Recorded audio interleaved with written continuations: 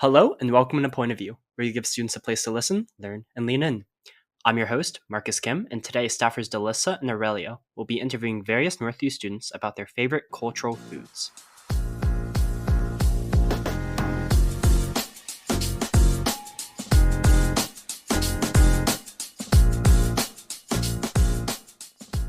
My name is Lola Jabade and I'm in 11th grade. Hi, my name is Shruti Balachandar. I'm a senior here at Northview and I was born in India and raised there as well. Hello, my name is John Doe and I'm a senior in Korean. My name is Lukas Reite. I'm a sophomore and I'm from Germany and the Czech Republic. I am Andy Yu. I'm a senior and I am Korean. Are there any foods that have a cultural or personal significance to you? Can you describe the food and then describe its personal and or cultural significance? Okay, so my favorite is called Ionefo. It's like fufu is? Mm-hmm. It's like that's a type of solid and there are different types of them. So is like yams. You boil that yam and then pound it into like a fufu type consistency, but each solid has its own like consistency. And ever since I was younger, it's normally known as like adults eat it, but like it's always been my favorite food. So every time like we go to parties and all that, they'll like make fun of me, but like not really. Mm-hmm. They're like, oh yeah, she's like the child who like acts like a grandma or anything, but it's really good. It's like really good. So there's this little video of me on YouTube taken when I was in Australia for a year, and it was by my parents' family, and it was about me telling my 4-year-old self how I would make chicken curry. And even though it's not such a common dish, I think that has a lot of value to me because it's something that I've seen my mom make, and now there's a lot of variations of it. And it has so much significance because even I know that when I moved to Australia or whether I was here, it's still a food that was carried on and we always made it. It was a traditional staple. I know a food called 국밥, which is beef braised soup with rice inside the soup, and it's really delicious, and all Koreans know that food. So there's one food for Christmas that my Czech grandparents always made. There's no specific food for it, but it's several like dishes. Say. And do you cook them often? We don't cook them often because they're like special like for Christmas. So normally when I would be in Germany during Christmas, my grandparents would cook them, and then like my entire family, like from the Czech Republic, like that side of the family, we would come together and we would eat it all as a family and celebrate Christmas, which is on the 24th, not the 25th. An example would be like this dish called 갈비찜. It's basically like braised beef with like a bunch of like spices and different types of sauces. That's really popular in Korea. Every household has a different type of recipe, and just like I said earlier, our household has our own recipe in cooking it. So what does it taste like? Ooh. I don't really know what to describe it like for someone who hasn't tried it, but it kind of has the consistency of like mashed potatoes if mashed potatoes were like solid. If it says like, you know how mashed potatoes, you can like take bites out of it? You can't do that with I see. It's kind of like stuck together. And like, how were you first introduced? Was it just like a childhood thing? Yeah, we just always grew up eating it.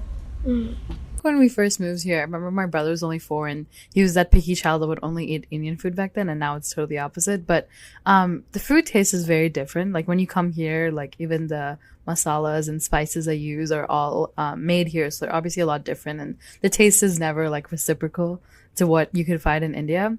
But I just goes to show that like even staples that are recreated in foreign countries are carried down by different people and how they make them, because India is such a diverse country within itself, and there are a lot of takes and perceptions on staple dishes that people make. Like every weekend, we used to eat this food a lot because it was really cheap price in every restaurant, and we shared food together. So back to the Joseon dynasty in Korea, there was a different tiers for like every people, and this food was significant from lower levels, like people in the lower levels. They made the food together and share it, and yeah, I know that. Do you happen to know the origin of the food? The origin of the food is part of it's a lot of like easy ingredients to get that you could like grow easily back then, because Czech Republic was a pretty poor country, you know, like part of the USSR and everything, and also like just generally a lot of people couldn't afford like foods from different countries, so this was like a lot of fish and like potatoes and like garlic, which you could easily grow yourself, and you just cook with that. Also a lot of seasonings, but like regional seasonings from the Czech Republic or like in that area. Funny enough, I was born in America. I'm just grown up in a very like Korean household. We don't celebrate like Thanksgiving in Korea. We call it Chuseok. It's celebrated on a different day. However, we don't really celebrate it, but we do eat. Like we do like come together as a family and we do enjoy a dinner. But that being said, we do cook this pretty often in Chuseok day. But yeah. I came here only like 1.5 years ago, so I know a Korean culture, and I go to Korea every summer. And is there a thing of like a festival of that you celebrate like Thanksgiving back in Korea? We have a thing called Chuseok, which is similar to Thanksgiving, and it's in the August 15th of the lunar calendar, and it's the holiday. It's Moon's holiday that marks the largest full moon of the year. And do you still celebrate it now that you're in America? Not in America, but when I was in Korea, like the whole family gathered around together, and we used to make the rice cake together. And so, like, when you talked about the food that you still have, do you cook it and does it like have any kind of memories attached to it? I don't cook food, but my mom's pretty good at cooking foods. If you don't remember, like if you don't decide the food, what we will eat together, we just choose to make the Kupap food. Is that one of your favorite dishes? Yes, that's my favorite. So my mom's a terrible cook. She's horrible at cooking. It's literally just me and my father cooking all the time. But these days, my dad doesn't really cook it. Every time there's a special occasion, it's usually just me now because my dad's lazy too. But when I cooked this last year with my dad, it was a lot of fun. Like he would do all the stove work and I would do all the cutting. But it's just fun memories I celebrated with my father. Is this food as important to you as it is to like your parents, like your grandparents? Do you feel like you value it less in any way, or it's just as important? I feel like maybe our ways of like valuing it is different, because I just eat it and it's like just my favorite food. But my mom, when she goes back to Nigeria, she loves like eating it like the actual way in Nigeria, because in America you can only buy it like the powder, but in like Nigeria they'll actually like pound it in front of you. So I feel like there's like a cultural significance there, that like I've been to Nigeria and I've had pounded yam, but it's like to me it tastes the same, but my mom is like it's different to have it like, you know, handmade rather than like processed. Like your culture. I think that's I don't know about farther away from culture, but it's definitely a different perception and kind of a mixture of cultures. I've always also, I guess it's also a realization that when you come here, it's like you see faults in like how your own culture food is. Like I know the Indian food culture it's very healthy in terms of like the ingredients used, but it's also very carb dense and less protein. So I mean that's just balances off, because I never would have realized that if I hadn't moved here.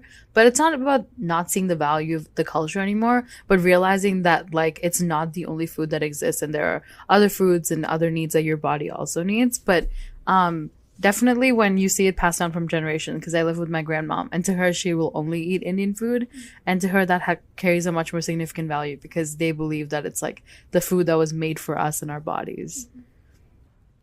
would you say that that food has the same significance as it had generations prior? I do think it has like it's close to, especially because like my family side from the Czech Republic was also still like more on the poor side, so it obviously couldn't be like the fanciest thing ever, but still making that meal or like several meals and the thought and the process is like you appreciate it and like it still tastes good. And which food do you prefer more? Like the food that you would get in Germany or Czech Republic? Czech Republican food is definitely like what my grandma makes is definitely more like a comfort food. Like when I eat it, I feel like I'm at home, and like it's just very warm. Like it makes you feel cozy and at home. German food, as much as I love it, it's definitely more like how would you say, like strong as it say, like you eat it and then you have to like take a nap for an hour because you're so full. But it's German food also, like especially like Bavarian food, like Frankish. It's definitely like, because I'm from there, it's definitely also like homey, like makes me feel at home. But those foods, they take a lot longer to make, so my grandma wouldn't necessarily make those foods. But if I wanted to have those foods, I would need to go to like a restaurant. So those are more like fancy special. I mean, it's something that's made every year by my dad. He always cooks it. It's always a different way, however, like he always does to cook it. And I don't really think it's important. However, we just eat it. Do you ever know the origin of the food and like why it's And why would you say that this food specifically is important to your culture? I think it's important because, like, I guess even if we were going to dive into the deep parts of it, like when colonization was a thing and everything, that when the British colonized India, these foods and spices were still so essential even to the British, which was the reason why they were colonizing India. And those foods and spices are kind of what even India's looked for, even in the entire world. Like when you think India, you think like spices, food. But it's so significant because it's been passed down for generations, and even the family recipes are altered based on where you live and where you go and the ingredients that you get at hand. Mm-hmm. And do you visit India to this day? And like, what's your experience like versus being here? I just visited India during last winter break, and then we all try to go every other year, but this is the time where I was stuck with COVID because it was really bad in India. But yeah, we try to go really often because we want to be in touch with our family. And the experience is always different each time I go because as you grow older, you realize things that you were not susceptible to at a young age, and then whether they might be positive or negative. But I think the experience of traveling and being home and recognizing that you have two homes, but sometimes you fit in different places is always something that I gained from going there. Helped in cooking any of the foods whenever they were made? Have I what? Have you ever helped in cooking? Yes, sometimes like just cutting like vegetables or stuff, but especially for my Czech side, it's like my grandma would always be like, "Oh no, you sit down, I'm gonna cook, you rest and I'm cooking, I'll make the food, you gonna enjoy the food, I'm cooking." So I couldn't really help there. It's like they don't want me to help. So I really like cooking, and one of my love languages for people is cooking. So whenever my friends come over, I always make Indian food for them. And my favorite thing about it is that I can mix like Korean flavors with Indian food or Italian and Indian food. And that's my favorite thing to do, like mix other cultural food with Indian food. And I think the memories from that come from like seeing my aunt and uncle who've moved here like since like 20 years. And when I moved here first, they would always take different takes on Indian food, like putting cheese on things like dosa or chapati. And I think there was always such a unique experience for me when I moved here, and seeing them make those foods and add a different like American touch to it or Italian touch kind of brought in that like diverse community and that represents here at Johns Creek, and it was nice to have a different taste on it. Do you know the origin of the food and like why it's important? So most Korean foods in general all come from like leftover ingredients, because back in like the 1819 or 1700s, Korea was a very, very poor country, and because of that, Korea would just get leftover ingredients and make dishes out of it. Kalbichim was a little bit more of an upscale thing where they got beef, which was very, very expensive back then. And then they would get other leftover ingredients and throw it in a pot and just cook it for a very, very long time.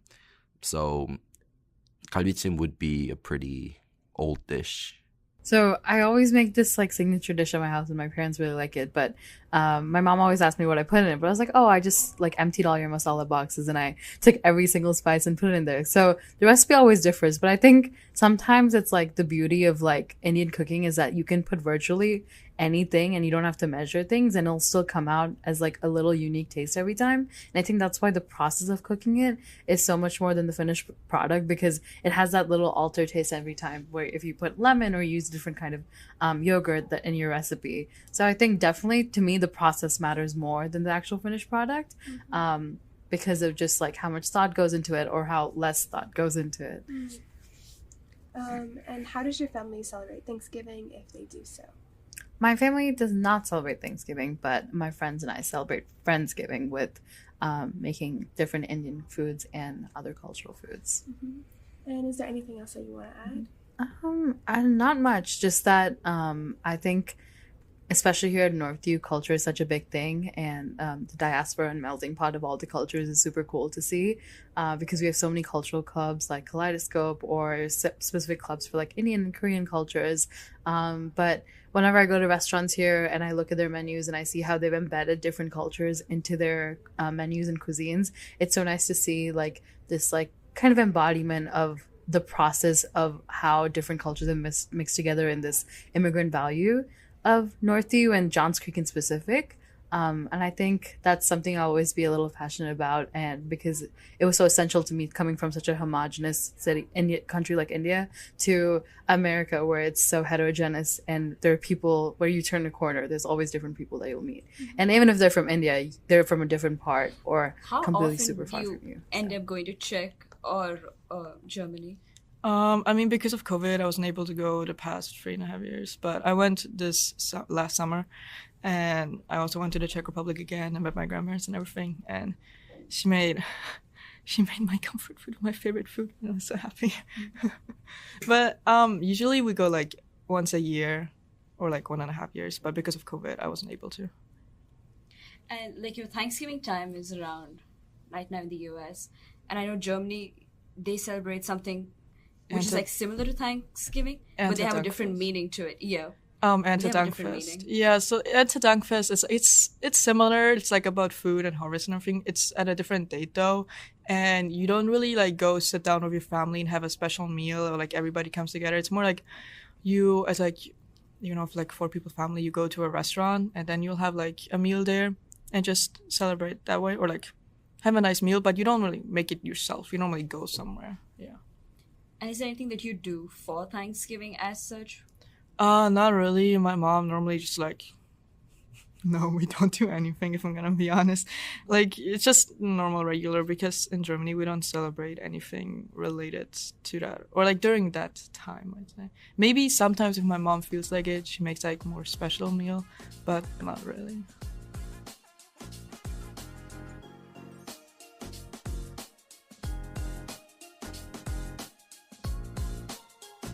This concludes our episode.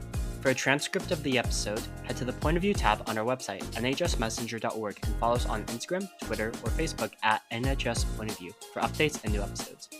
I'm your host, Marcus Kim, and this has been Point of View.